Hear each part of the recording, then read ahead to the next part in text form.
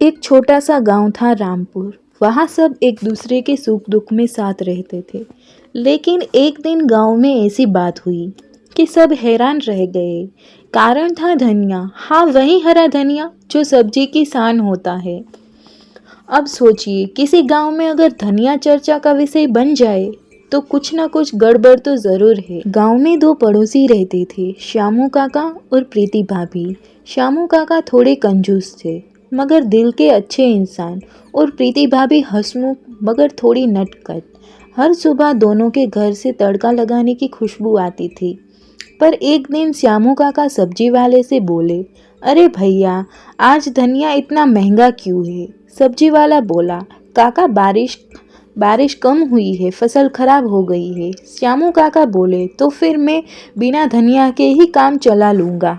श्यामू काका घर जाकर ऐलान कर देते हैं, आज से मेरे घर में धनिया नहीं आएगा। तभी बीवी ने कहा, थोड़ा सा डालने दो ना, वरना सब्जी फीकी लगेगी। काका बोले, स्वाद धनिया से नहीं दिमाग से बनता है।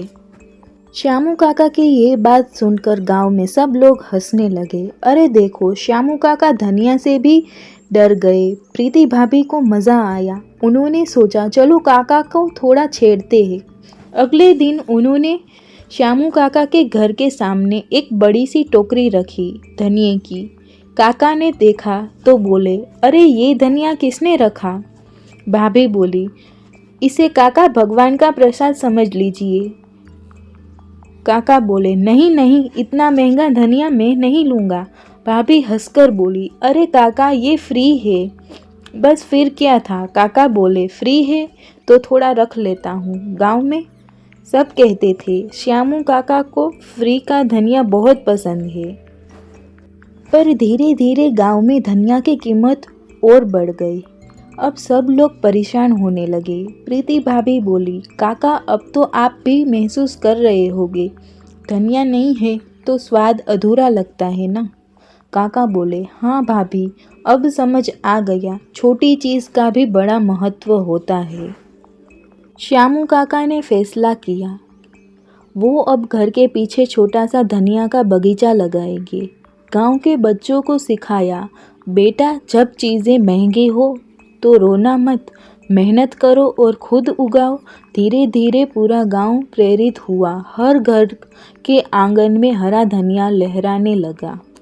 कुछ हफ्तों बाद गांव में धनिया उत्सव बनाया गया। सब ने अपने अपने उगाई हुई पत्तियां सजाकर रखी। काका बोले, अब जब भी कोई सब्जी खाएगा उसे याद रहेगा कि स्वाद सिर्फ मसालों में नहीं, मेहनत और अपनापन में भी होती है। इस कहानी की सीख, छोटी सी चीज़ को कभी हल्का मत समझो, कभी कभी वही चीज़ हमें बड़ी सीख दे जाती है। तो दोस्तों, कैसी लगी ये प्यारी और सिखाने वाली कहानी? अगर अच्छी लगी तो लाइक करें और सब्सक्राइब करें हमारी कहानी की दुनिया से जुड़ने के लिए।